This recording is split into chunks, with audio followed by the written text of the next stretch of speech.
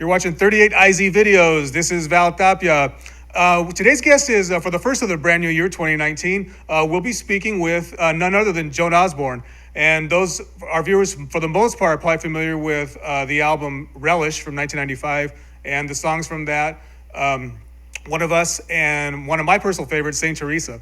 And without further ado, we'll go ahead and talk about the new album. I think the viewers will really enjoy what she's doing currently. And without further ado, via Skype, it is an honor to announce Miss Joan Osborne. Joan, how are you doing? Hey, I'm doing very well. How are you? I'm doing great, thank you. Let's go ahead and get started. You have been touring behind your most recent record called Songs of Bob Dylan, which is a tribute to the great Bob Dylan. Give us a little bit of background and how the origins of the record, and how about some of your personal standout tracks on the record? Yeah, well, it's something that I sort of had in the back of my mind for a long time. Back in the 1950s, Ella Fitzgerald did a series of albums called the Songbook series, and she picked a different writer for each album. And, you know, people like Cole Porter. And so I thought that would be a really interesting thing to do, but to pick writers that I feel a real kinship with, or writers that I'm excited about. So we thought we would try starting with none other than Bob Dylan, because, you know, you're never going to run out of great songs to choose from. He has so many amazing ones. And we workshopped it at this place called the Cafe Carlyle in New York City. It's this beautiful old cabaret room. And we did 2 weeks there and just tested out all these Bob Dylan songs, just wondering if people would like the idea. And we got such great response from the audiences, and the critics were really kind to us. So that was really the impetus for putting out the record.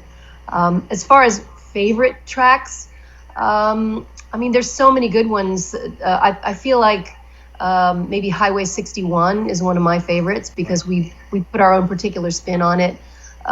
We do Buckets of Rain, which is a beautiful, tender love song from Blood on the Tracks. And that one the audience always goes crazy for, so that's another favorite. Yeah, I imagine it was harder what to leave off than what to put on.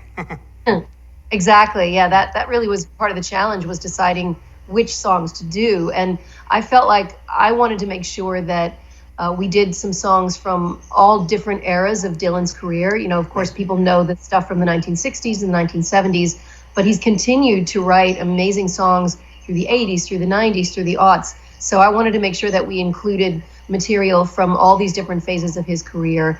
And I also wanted to, you know, put some songs on there that I knew people would be familiar with, like Tangled Up in Blue, for example, and have some other songs that are maybe deeper cuts that people didn't know. And, you know, there's some songs on there that are sort of surprising. Right. And there's one song called Dark Eyes, which I didn't even know about until Patti Smith told me about it, and she suggested that I cover it. And it's from a 1980s record called Empire Burlesque, I believe, which isn't one of his better known albums, but it's a beautiful, beautiful song. So we felt like we were giving people something that they already knew, but then also allowing them to discover something they didn't know. Right, and I agree with you, and that was going to be my next question to ask. You did touch on the 80s decade as well too, and some people feel that that work is just as significant. I mean, one of my favorite records is the Oh Mercy album, which is from the late 1980s, and I think at that point in his career, he had put out a number of albums that were sort of less and less popular, and a lot of his fans were sort of scratching their heads and didn't know what to expect from him. So people certainly many people knew about the record, but some of them, it sort of went unnoticed at that particular time. Right. But it's a beautiful, beautiful album. Were there any songs that you recorded that were left over that you didn't use for the album? Yeah, I mean, as a matter of fact, when we performed live, we worked up so many more songs than we had space for to put on one album. We like to sprinkle the live shows with some live-only bonus tracks and things that you can only hear if you come to the shows. Because that keeps it more interesting for us. Instead of just doing the same song from the record, we change it up from night to night.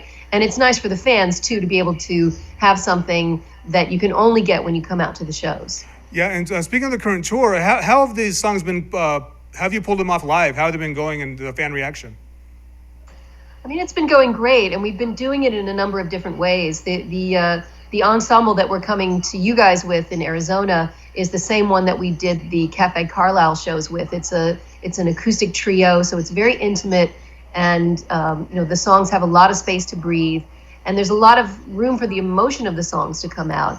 And so that's one thing that the audiences have consistently told us after the shows is, I never really heard the lyrics of this song or understood how emotional it was and how moving it was. And to me, that's the sign of a job well done, is if somebody can hear a song that they already knew and find some different shades of meaning in it and have it really impact them emotionally in a fresh way, then I feel like we've really done our job as interpreters of this incredible material. Yeah. You mentioned Highway 61 Revisited. Yeah, talk about doing justice to the original and doing it your way, of course, but really giving it a new life in a great way. Well, thanks. We were looking around for different arrangements. We wanted to bring our own sort of particular point of view to some of these songs, because my idea is that if you're going to cover somebody else's material, you can't just do it the same way they did it, because then why wouldn't someone just go back to that original version? You have to maybe think of yourself a little bit like a jazz singer or a jazz artist in the way that you interpret the material and bring something new to it. So with Highway 61, there's a lot of, it starts out telling this biblical story of Abraham and Isaac. So I thought, wouldn't it be interesting to use as a template the music from that part of the world, from the Middle East? And so we put this kind of driving Middle Eastern groove underneath it, and it gave it this real interesting energy. And when I'm singing the words, it's like kind of happens at a breakneck speed, and you're spitting out these amazing lyrics, and for me it's very exciting, and we have gotten a lot of great reactions from fans and from critics about that particular song. When did you become familiar with Bob Dylan's music, and what are some of your earliest musical memories? It's hard to say when I first heard Bob Dylan's music, because I was born in 1962, so by the time I was growing up, his music was already really pervasive in the culture by the time I could be aware of it. So, it might have been at guitar mass when a nun picked up a guitar and did Blowin' in the Wind, or it might have been, on the radio, or it might have been in any number of ways. So it's really hard to say, when I first, understood about Bob Dylan or knew about him. And as far as favorite musical moments, I always loved music, and I always loved singing, and I grew up singing in school and had an amazing music teacher in school. But it wasn't really until I moved to New York City and kind of got involved in the music scene here and started going to the blues clubs and listening to a lot of blues music and a lot of gospel music and a lot of soul music. And that just really, it opened me up as a musician and as an artist, but also as a person too. Just that kind of emotional resonance and that kind of giving yourself over to the music 100% was just, really, it really turned my head around, and it really made a difference in my life. So for me, that was an amazing time. And I still, to this day, I think I feed off of those lessons that I learned about how to present a song and how to let music really just get to you down in your bones. And to me, that is part of my job, is to get to the soul of a song, whether it's a blues song or a Bob Dylan song or a country song or whatever it is, to find that soulful part of the song and let the soul of the music really live through you. Going back to you were born in Kentucky, I believe, and you moved to New York in the late '80s, early '90s. What was the New York scene like for a young musician at that time going there? What was it? If you could describe it, what was it like at that point? It was great. There were a lot of live music clubs, and there were rock clubs, and there were blues clubs, and there were Latin music clubs. And New York City is an amazing place to be any kind of an artist, but in particular a musical artist, because people come from all over the world to perform here. And, as long as you can find a way to, get into the show or to stand outside and listen, you can hear, a dozen different kinds of music every night if you want to, if you can. So it's a great place to soak up a lot of influences. And I sort of came of age in a time where there were a lot of other really cool musicians around. There, the Spin Doctors and Blues Traveler were there. There's a guy named Chris Whitley, who's an amazing artist. He was playing these same clubs at the same time that I was. Jeff Buckley was around then. The Holmes brothers were around then. So there was this real community. And I've heard of other people talk about music scenes as being sort of cutthroat and people trying to get ahead at the expense of other people. But we didn't really have that kind of a notion of, oh, we're all going to get signed and become Right. stars. It was really just about, we want to come out and see what other people are doing, and we want to take part in this community because it was such a great just group of friends and group of people to be with, and it was so exciting to go out and you never knew what you were going to see or what you were going to learn that night. Yeah, so going to the night, the first time I heard your music, actually it was even before, and similar to Paula Cole we interviewed last year. And if actually, in point of fact, it was actually the exact same show I saw you on, a show called VH1 Duets. And you had played with Melissa Etheridge, and again, Paula Cole was on the show, and I believe Sophie B. Hawkins, if memory serves. I do, yeah. Yeah, what are your recollections of that? And I believe you toured with Melissa Etheridge around that time.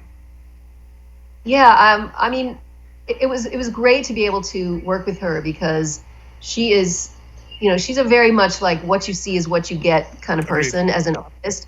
Very down to earth and very straightforward. Great singer, and I had really loved her record that first came out that had Somebody Bring Me Some Water on it, and I used to like sit in my apartment and just sing that at the top of my lungs, and my neighbors would be banging on the ceiling and stuff because I loved that record. So when I told her that story, she was like, "Oh, we have to do that song." So, so that was really it was a very cool moment to be able to do that song with her.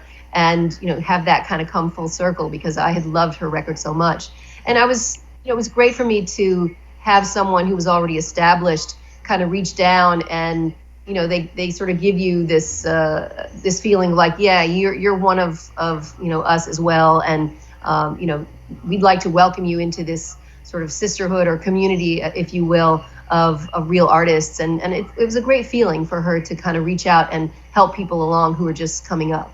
Yeah, she is the real deal. There's no doubt about that. She's what you see is what you get. It's very, very well said.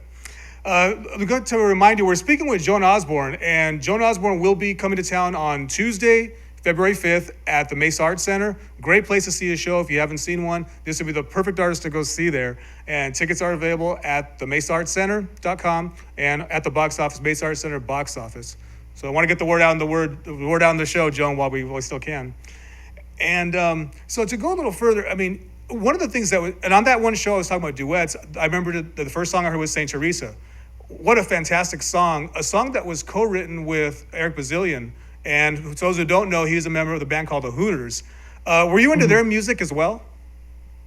I mean, I met a guy named Rick Chertoff, who was the producer of the Relish record, and he's the one who introduced me to the Hooters. I mean, I knew All You Zombies, they had, I knew that, and I'd heard that on the radio, but I didn't really know much else about the band. And it was really just, I got to know them more by working with them than by listening to the records. And the thing that really, I think that was a real connection for us is that a lot of their music comes from a very sort of American roots place. Eric's a great mandolin player as well as a great guitar player. Yes. And Rob Hyman, he's really schooled in blues and soul, and he's a big Ray Charles fan, and he has that sort of gospel flair with what he plays. So we had this kind of common language of this American roots, idioms that we could communicate with, and he would play something, I'd be like, oh yeah, why don't you try this on top of it? And I would sing something, he'd be like, oh, what about these chords underneath it? And so writing together, we had a lot in common musically in that way, and it really, it seemed to work very well.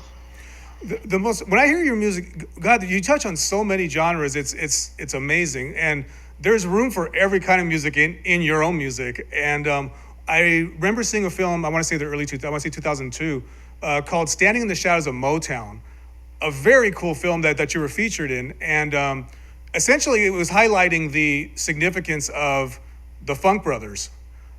Give us your recollection of that time, and how did you get involved with the movies like that? Yeah, well, the Funk Brothers, for people who don't know, they were the original Motown studio band. So they played on hundreds and hundreds and hundreds of Motown songs, and they really are kind of the architects of that particular sound that's such a part of American music. So, really the people who were producing the film, I guess, knew that I loved blues music and loved soul music and thought, well, let's ask her. So they asked me, and I was like, are you kidding? Of course, I would love to do this. And so I flew to Detroit and got to meet the guys. And it was sort of funny because they thought I was like the makeup girl. They had no idea who I was. And it took them a little while to understand, oh yeah, she's going to be singing with you guys. And there's a scene in the film where a few of the guys kind of demonstrate to me how they came up with the groove for the song Heard It Through the Grapevine, the great Marvin Gaye version of it. And they sort of broke down how the drum parts and the percussion parts work together. And they sat there, and we were sitting in a diner in Detroit, and they were doing it on like with like spoons on the sugar shaker and picking up the the napkin holder and this and creating this groove. And even just with those bits and pieces, you could hear the record starting in your head. So I heard the record starting in my head, and I started singing the Marvin Gaye part, and they kind of looked at each other, and they were like, "Oh, okay, all right, this girl's okay. We can do this with her." Right. Yeah, I think the Funk Girl story hadn't been told. It really hasn't been told throughout the years, and it was a great flick. And when I saw you there, I said, "Well, we got to ask her about this because that's a very significant." The film was very significant and really told a very cool story. Well, it was nice for because everybody knows Berry Gordy, and everybody knows about the artists like Marvin Gaye and Stevie Wonder and Tammy Terrell and all them. But the musicians who played on those records, they were not household names. And so I think the film really kind of went, it really was able to let people know a little bit about the story of these great musicians and how much they were a part of that Motown sound and that history of American music. Yep.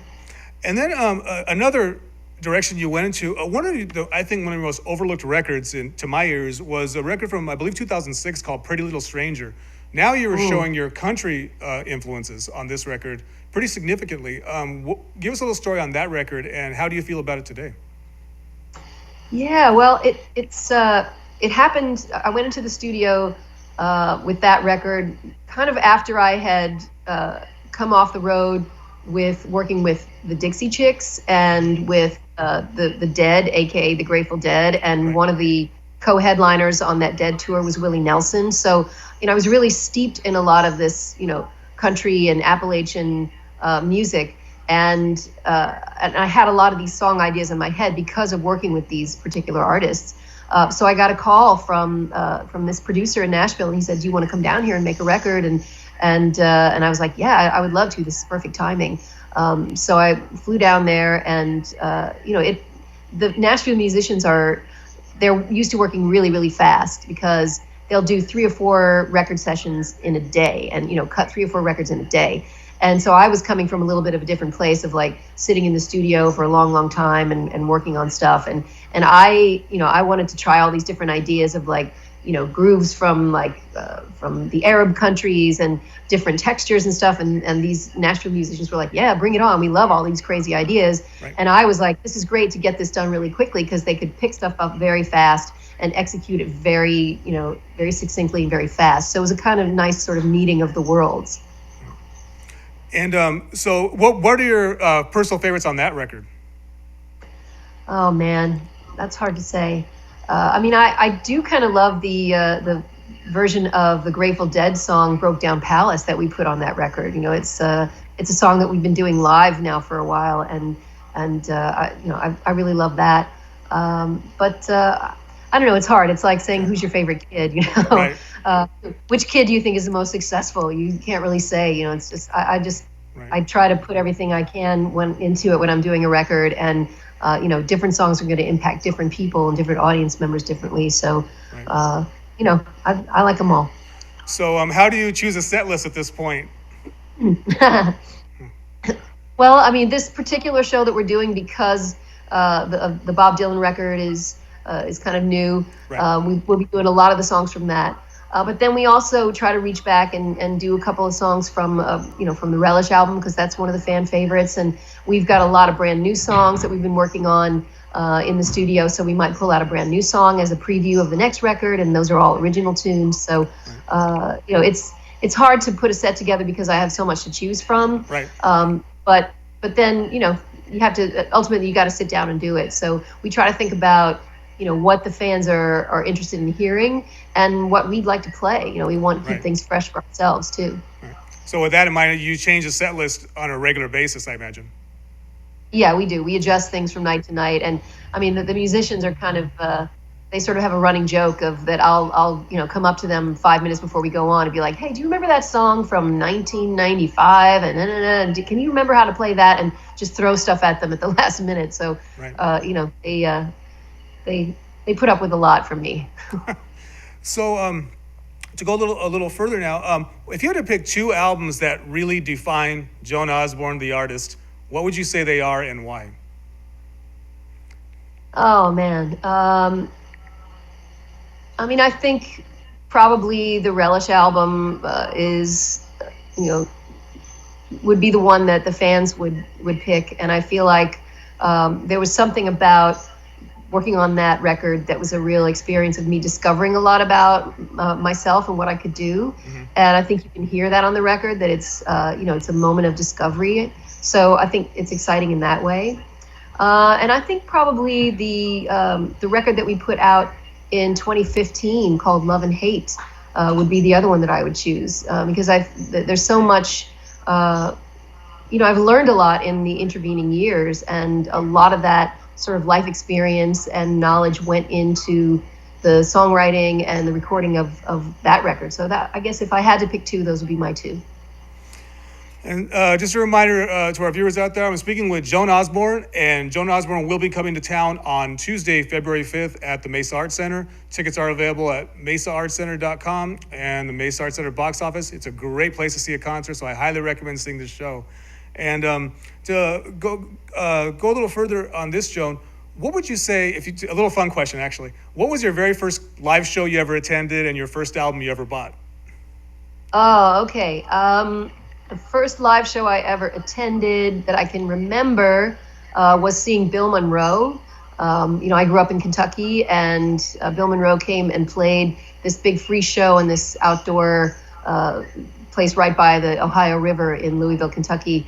And we went to see that, and I must have been maybe 13 or 14. And then the first records that I bought with my own money, I remember I used to babysit, and I saved up my babysitting money and bought a turntable. And one was a Cher record because I really liked Cher, and there was this amazing picture of her in like this crazy Indian headdress and Bob Mackie gown on the front of it, and I was very impressed by that when I was 12 or 13. And then the other one was the Eagles' Greatest Hits because there was somebody in my class who played it at a party, and that was like the cue for all the couples to go in the corner and make out. So I was like, oh, I got to get this record. So, all right, and to wind things down, Joan, I got to let you go. Thank you so much for your time. It was a pleasure talking to you. And just to wind this down, we're going to get ready to play the video for Tangled Up in Blue to get the word out on the new album. And give a little story on it if you could. And man, the scenery in it's gorgeous. Well, thank you. Thanks. I have a place in upstate New York, up in like a little farmhouse. So we borrowed a farmhouse nearby and made the video there. And there's a white car in the video, and that's actually my car. Oh. It's a 1961 Mercury Meteor that I love, and it's featured on the cover of the record and the inside of the record. And I don't know, that's my baby. So that's a little story about that. Yeah, and one more question on another collaboration you did, and this was a very cool one. You, I want to say 2005, you did a collaboration with Vivian Campbell, guitarist, best known for, I would say Dio, but many would say Def Leppard as well. So both bands would apply. But you did a fantastic cover of Spoonful, which is a Willie Dixon number. What are your recollections of that? And I imagine Vivian was floored when you sang that. Well, he was so great to work with. I think because I didn't know that many heavy metal guys, I sort of had these expectations that he was going to be, like sort of like a rock star kind of guy, and come in with like a bottle of Jack Daniels in one hand and a model on the other hand or something. But he was super nice and very respectful, and we just started talking about blues artists and about B.B. King and so that's a subject that is dear to my heart and was dear to his heart too, because he's a huge blues fan. Yes. And we just kind of dove in, and it seemed to come really easily and naturally. Right. And just another side of your that you're open to all kinds of music, and whatever you like comes out. That's awesome. So I was very impressed when I heard that. I was like, wow, very impressed version of that. Yeah, I've been really lucky to be welcomed into a lot of different musical worlds, and I think if you have that grounding in like American roots music, you can travel in a lot of different circles because people know that, and they have a foundation in that as well, and it's really served me well as a musician and as a collaborator too. Great. All right, John, I better let you go. Thank you so much for your time. It was a pleasure and an honor speaking to you, and we look forward to your return here in Arizona on February 5th. Well, thank you so much. I can't wait to be there. You're welcome. And with that, on 38IZ Videos, here is from the album Songs of Bob Dylan from Joan Osborne. This is her in interpretation of Tangled Up in Blue. Take care. Bye-bye. Thank you.